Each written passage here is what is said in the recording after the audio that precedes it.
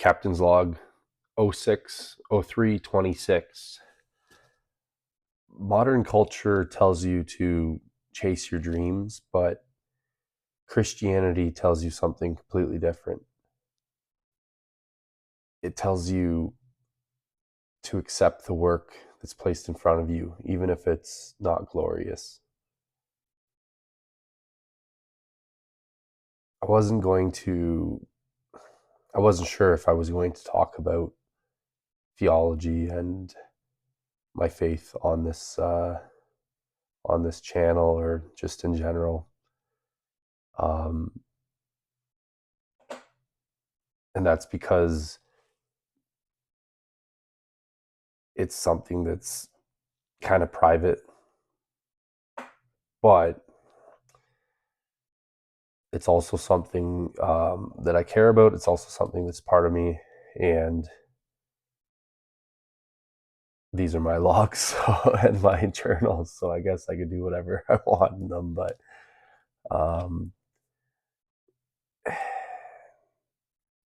obviously when you delve down this path, it can stir feelings and emotions in people, maybe viewers watching this stuff, if you care to watch it, that maybe can harbor resentment or other feelings, etc.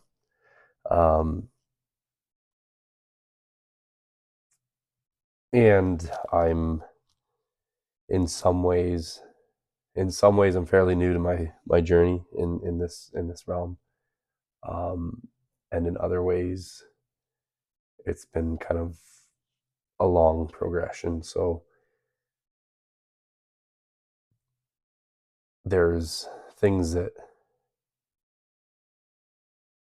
I'm never going to be an expert on, but there's also my own experiences and my own thoughts and feelings on things, my own opinions, that I feel like putting in here. So I'm going to.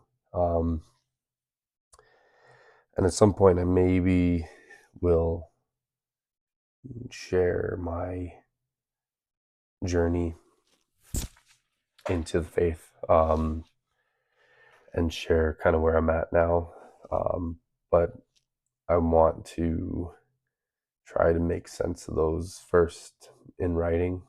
I think it helps kind of get a better grasp on things, on ideas that are sometimes really, really large, really heavy, that sometimes it's a good idea to write things down and try to make understanding, because you might think you understand what's in your head, but sometimes until you say it out loud or you try to explain it, you're like, oh, okay, I don't actually know what I think I know. And again, there's things that I would never get into a theological battle with somebody, because I'm not an expert. I'm not an expert on history either, and I like history. It's just, I'm not learned like some people are. So, but I do have my own experiences. And one of the things that I don't want to say wrestled with, but I've pondered, I guess, and thought about, is this dichotomy that we have in modern times, where we, as society, as Western modern societies, we pedestalize this idea of like chasing your dreams and like becoming something, and like is a very individualist outlook, but it's also, it holds truth in a lot of ways too, and you can't deny that. You can't deny that, you know,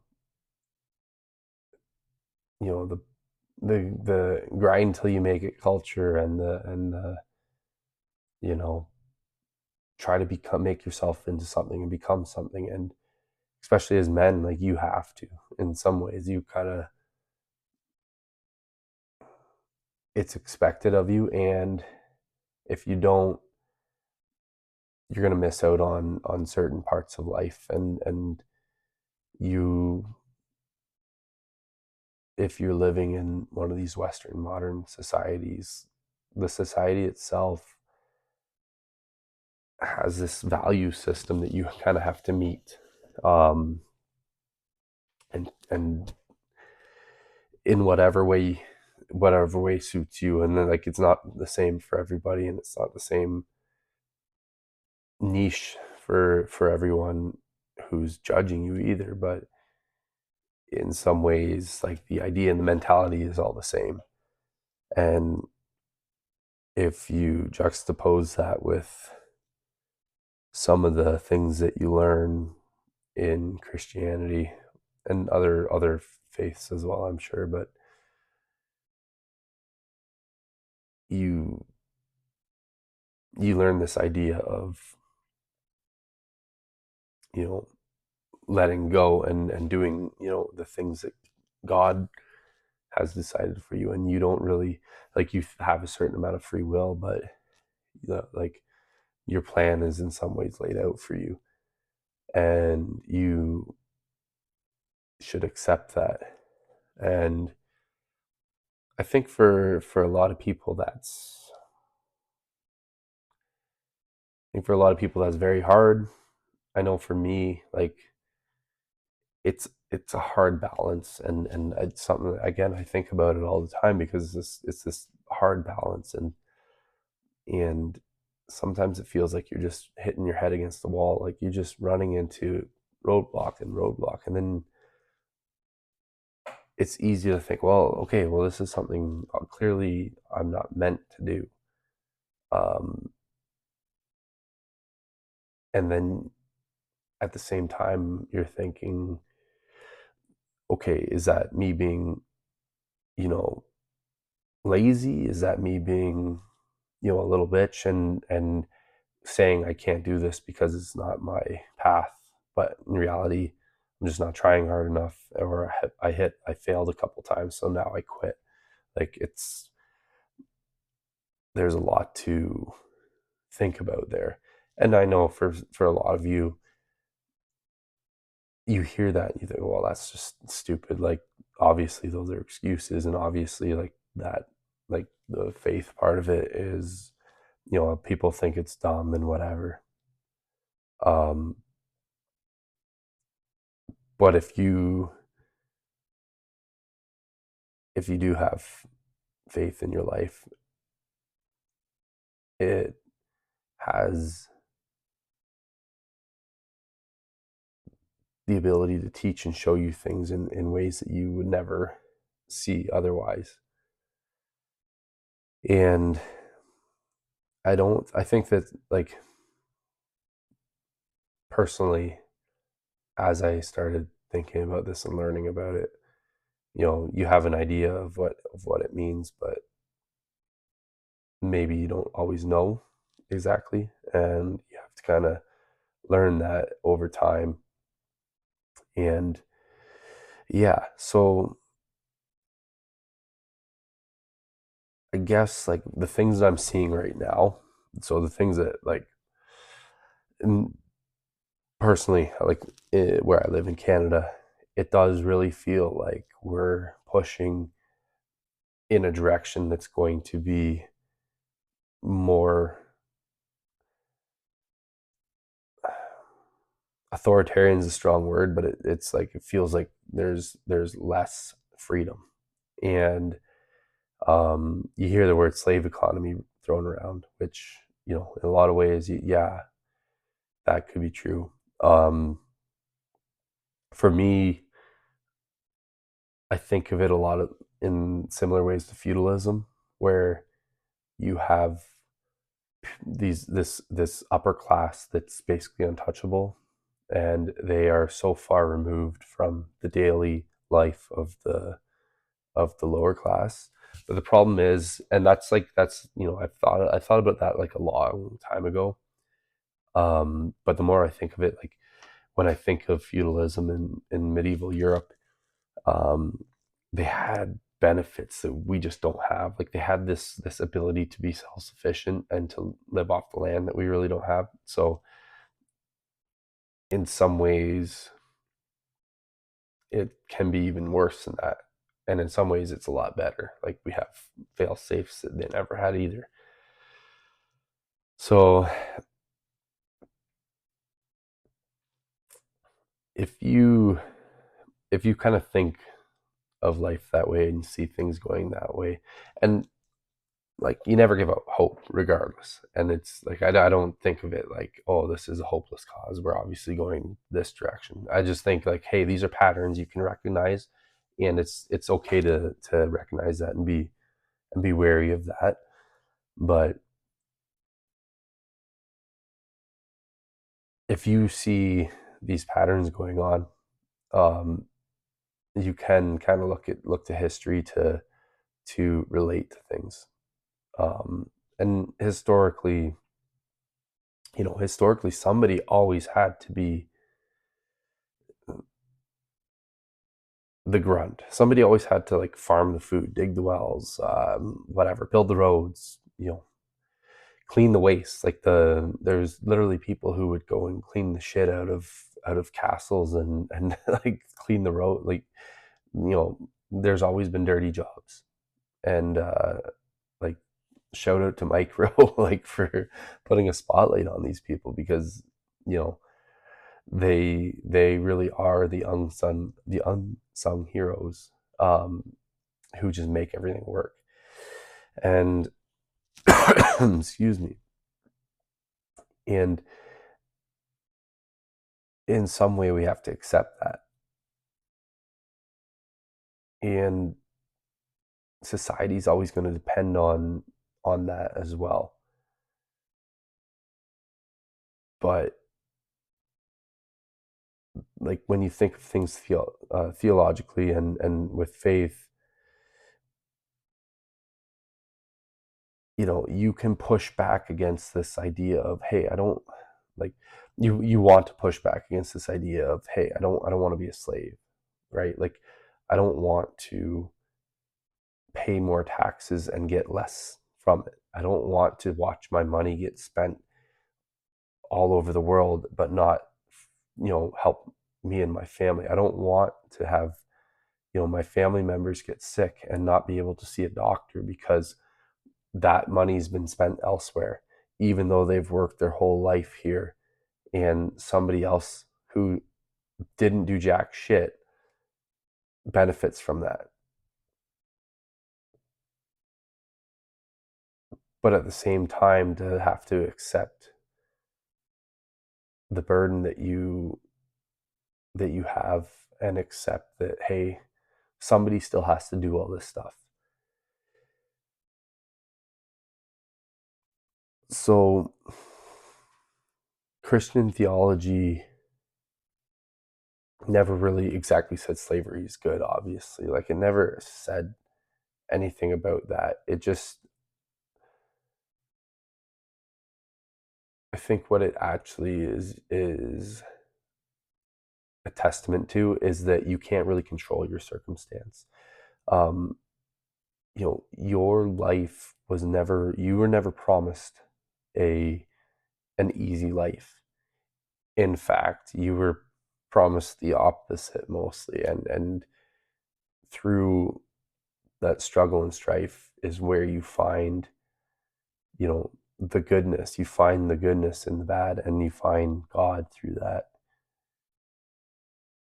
And these are like very, very strong references in the Bible. And even slaves are told to work faithfully and to like, do what you must, like work faithfully. Just because you're not working for yourself and your own freedom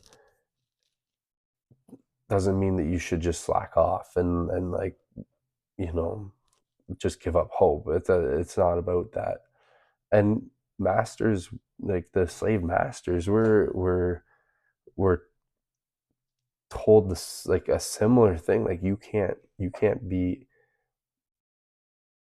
terrible to you can't treat your slaves terribly, you can't, because you're still going to have to answer to God. And that ends up putting people on equal playing field in a lot of ways, because your just because your social status is like different, you may have like way different social status sorry, but we're all like spiritually equal. um and in the eyes of God we're all equal, and that's huge. That's a huge thing. And if that's the case, the work that you do is therefore equal, in the eyes of God. And the only thing that can change then isn't like the type of work you're doing, it's the effort and working for the right reason. And the right reason is because it's good. It's good to work hard. It's good to work hard and have faith that things are going to be good, because eventually you get to, if you do all these things and you live a faithful life and you have a relationship with God and you work hard, then you get to go to heaven. And that could be like a hard thing. It's a very hard dichotomy with modern life, because again, you know when you think of these things, like I just said it there like before about, you think of your taxes and money and you're like, okay, well, like it's so frustrating, it's so hard, because you feel like you're doing more and more and getting less and less, and like it's hard. Families are having a hard time feeding themselves. They're having a hard time, they're making decisions about, hey, should we buy be able to buy beef this week or fill up the car with gas? Like that's literally, like, people are like having to choose on these things. There's more people than ever at food banks. um but like, if you dwell on that, is that not putting something before God? Is that not putting like an idol before God, that, hey, I'm so worried about I'm so worried about making money and where my money's going and all this stuff, that I'm not trusting in, whatever God has for me. Like it's like it can be so hard. And and then on top of that is, like, if you want to do better, you know if you want to make something of yourself, especially as a guy, especially as a young guy, you want to like improve yourself and make something of yourself. It's already hard enough when people like see what you're doing. If you're a young guy and your buddies and whoever sees what you're doing, it's like this crabs in the bucket thing. Everybody wants to pull you down. But like, then on top of that, you have to balance this thing where you like, hey, I want to have ambition, but like you also need to have humility. And like, you want to strive for more, but you know you're told in your faith to, hey, I need to accept what I am. And obviously both of those, like, if you lean fully into either of those, they're both can be destructive. Like, you're either like have a huge ego and pride, and your ambition turns into domination maybe, um or you're like this passive little, you know become this passive little bitch, and you build resentment for life and for everybody around you, and you let people do things that are unjust. It's one thing that happens to you, but you see unjust happening around you, and you know somebody needs to stand up. The Bible never told you that you weren't supposed to stand up for what you believe. And so you have this balance you need to do. It can be very hard. And in that balance, like, in all of this, there's also there's also this idea of somebody needs to do this work. And let me explain that with a story. So I started with this company and doing sprinklers, and I was like maybe I think I was second year apprentice, second or third year apprentice. So I obviously didn't know everything. I obviously didn't know much of anything, but uh, I was doing a job that was, a little bit further away from my house, which is fine. So I was driving down there all week, and with the company and the union that I'm in,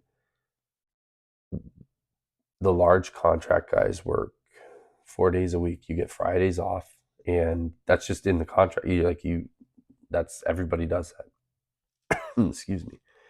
And what ended up happening is, I was driving back and forth to this place that was a little further away, and in some way, like, you feel, okay, I'm making a sacrifice that maybe it'll get, next job I'll do something closer by and whatever. And you think, okay, you're already doing a little bit, right, for the company and proving your merit maybe. Um, and then there was somebody working at the company um, that basically just wasn't showing up to um, their job site. Maybe like a handful of times a month, they would show up and do a little bit. And they had maybe one apprentice that was supposed to be working there with them, and the apprentice would obviously show up and wouldn't have an idea of what they were supposed to do.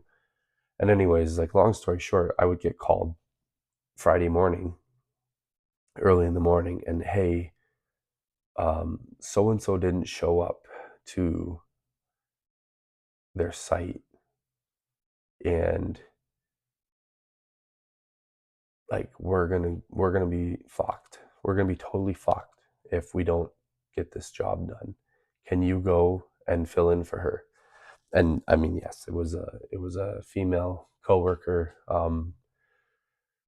I don't know if that makes a difference or not in this story, but that's like, I would go, and I would get the call from my supervisor, who I really didn't even know. I didn't know, and like, barely anybody at the company. I didn't even really. I hadn't met the boss yet at this point. I talked to him on the phone, and I didn't owe these people anything. But I would go and spend my day Friday trying to pick up the broken pieces of this job site that this coworker had left in shambles, and do what I could to try to help. And I basically just said yes to everything. And then the one day I was down back at my regular job site during the week, in my foreman and journeyman, it was just him and I that were working on this. Like, the one lunch, he's like, what'd you get up to this weekend? And he's like, let me guess, you were at so and so site. And I was like, yeah. Like, how'd you guess? He's like, like, every whatever time. And he's like, you know, there was things going on that weren't so great at the time for whatever, for us. And we're driving out of town a little bit further, and he's like, you're already doing this, like, why do you feel like you have to do that? Is it because it's you know this person, and you feel like you need to make up, like, or like, you feel like you have to do something for her? Is it because you're trying to look good for the company? Like, what? He was just like, he wasn't being mean, he was just asking. He's like, what, like, why are you doing this? And at first I didn't really know. I was like, well, I don't know. And then I was like, I'm doing it because somebody has to. and that was literally that was why I was doing it. It wasn't because I felt the need to impress anybody. It wasn't because it was, a girl. It wasn't because it was trying to get ahead in the company. Somebody had to do it, and why not me? That's all I thought, is like, hey, I'm here. I can do it. I should do it. And I think when you delve into faith a little bit, that tends to be a reoccurring theme, that, hey, I'm here, choose me. Hey, like, not because I want something from this, just because I want to do, like, because somebody has to. Somebody has to. So, like, I can pick me. I'm able to, somebody has to let me do it. And the only glory that you should be seeking is glorifying, you know, God in some way, and doing your duty. Like, there's a certain level of duty that I feel we have, and nobody talks about that nowadays. Everybody talked about that in medieval times. Everybody talked about that even in, World War One and World War Two and you know, all these historically important times. That was like, duty was everything. It was duty and honor and morals. Like, that was everything, and we have none of that. It's like every man for himself, and like, we used to have value in faithful and faithfully doing your work, and dutifully doing your work, and having obedience and integrity to, like, your faith and to yourself, right? As a man, and upholding your morals and your values, but not being selfish, and not being like having solipsism. And it didn't matter, like, who you were, what role in society that you had. You did it to your best.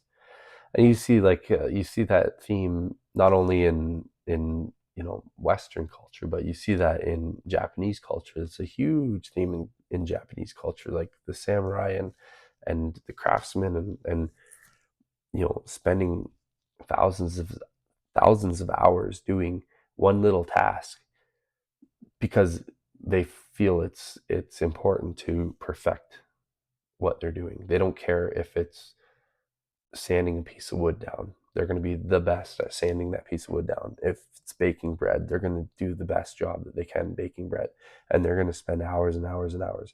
And they don't have this idea of, you're less than because you're this. They have this idea of, hey, you're probably less if you don't care, or if you try, like, you're not trying. That's worse than if you try hard at something that, maybe Western culture deems lesser than. So, anyways, you have this theme in Christianity and faith that, I've been thinking about and working through, and these are topics and themes that I've run into with other things. Obviously, like, I talk about history, um, and I've an interest in Japanese culture and history as well, and the samurai. Um, I think the same as any guy, like, basically any guy you know, likes medieval history and swords, and samurai's part of that and whatever. So, about the same as anyone. One of my favorite books is Musashi. So, uh, you just get this idea of what it meant to have honor as a man, and part of that is having that, that faith in something bigger than yourself, and doing what you do for that, and trying to glorify that instead of yourself. But you run into this roadblock in modern culture, because now, in some way, to get ahead and to like do better for your family and all these things, in some way you have to kind of glorify yourself, and to promote yourself, right? Like you're promoting, as in you're marketing yourself. And yeah, you just get this dichotomy of like, how do you do that but at the same time be humble, and you're not just trying to look humble but actually, you know, be humble, and but also accept all the duties that fall onto you, but also not get pushed around, and be a passive person. Yeah, it's just this huge dichotomy, and we see it fairly clearly when you think of like the people who our modern Western civilization tends to glorify. And people have always glorified like bombastic figures, and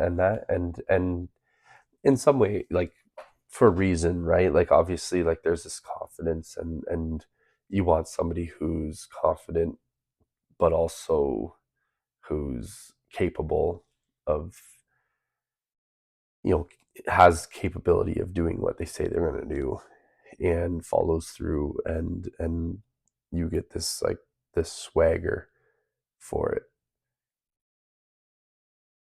But there's got to be a way of balancing that with, hey, you can be confident, you can market yourself, you can have swagger, you can have these things, but be humble and realize that, hey, everything that you've done and you've gotten in life isn't all your own doing. Like these aren't your own doing. Like you don't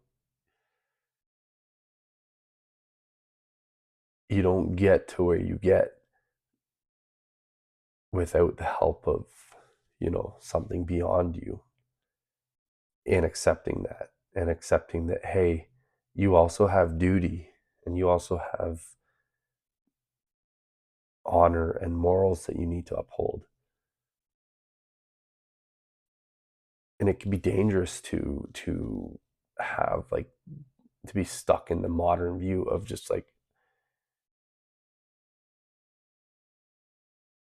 instead of being like, hey, someone has to do this, you'd be like, well, I deserve something that makes me feel fulfilled. Like people say that all the time.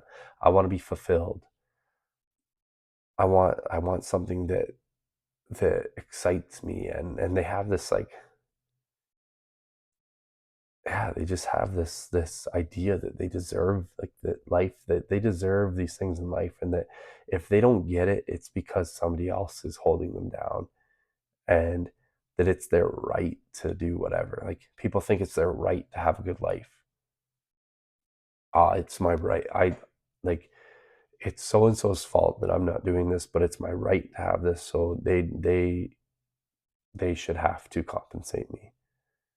And it's such bullshit. No, you don't have the right to have a good life. You hopefully will. We all hope we will, and you work towards that if you can. But in some way you have to accept when things are bad, and you have to accept that you're going to have to do some work that you don't want to do. And you shouldn't bitch and complain about it, and you should do it because somebody has to. If not you, if everybody deserves a good life and deserves all this stuff, then somebody still has to do it. So why do you think you deserve not to do it more than somebody else, right? Like that's ludicrous. And it's one of the things, like I think a lot of the Delta guys understand that, have a deep understanding of that, because they go through like a hierarchy when you know, in the trades, for example, you start as a new guy, you know, an FNG, fucking new guy, and you're on probation. Like, you get fired any day if you don't shape up, and you don't know anything. You're basically useless, except for like a hand to do something and somebody to carry stuff and somebody to cut things.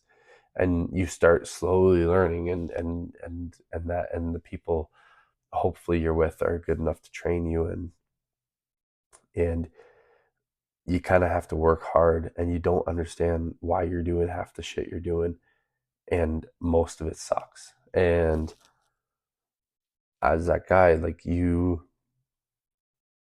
better accept what you're doing, because you complaining isn't going to make it better. It's actually going to make it way worse. I can promise you that. And you get this understanding of, okay, like, if I don't do all the things, if I don't carry this pipe, the pipe doesn't get moved, and then somebody else has to carry it. So, you know, I'm the FNG. It's my job. It's my duty to carry this and put it here. And obviously, there's going to be lots of instances and lots of um, times where everybody pitches in and helps and does all this stuff. But there's hierarchies for a reason, because the people, you know, the people who are at the top, who are leading you and running the job and doing whatever, they have this whole other thing that they have to deal with, this huge swath of problems that you don't even know about. You don't even know what you don't know. Until you get in that position, you can't really fathom the type of things that are going on up there.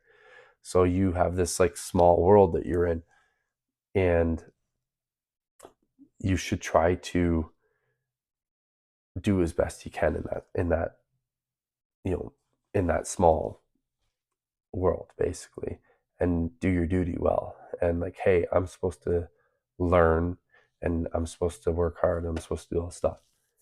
And in the trades you learn that. In the trades you accept that pretty quick, and you kind of have an understanding of that. So like, Delta guys really get that. They get the idea of, hey, someone has to do this, so like, I'm going to step up. And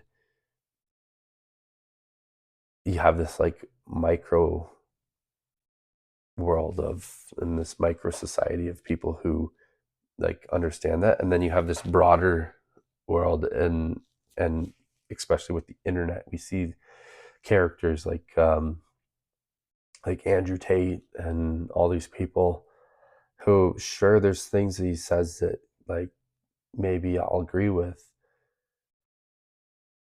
and there's things that are said against him that are absolutely stupid and like brought up in TV shows. Like, it's like there's this crazy reaction to this guy, this character, who, a lot of the stuff he says is true, and then a lot of the stuff he says is like entertainment, and it blows people's, you know, brain cells apart, because they can't handle that somebody could be saying whatever. But that's not really real life. That's you know, a guy on the internet being entertaining. He's not going to work and doing the things that just need to be done because they need to be done. You know, I don't personally know what he's doing, and nor do you. Nor does anybody, unless they're like in his inner circle. You don't know what the fuck he's doing. So like, why do you care? And take care of your own stuff, and worry about your own stuff, and learn, and like, see what he's doing and be like, okay, well, like, that's entertainment and that's that thing, but that's not what my faith tells me to do. That's not what my morals and my you know, code of honor tells me what to do. So we really need, as a society, to understand that, and to realize, like we all want to be the king, but nobody wants to be the guy that carries the stone that builds the kingdom, you know. But those are the people, like, the civilization will fall apart without those guys. So it's, yeah, it's this tough dichotomy. And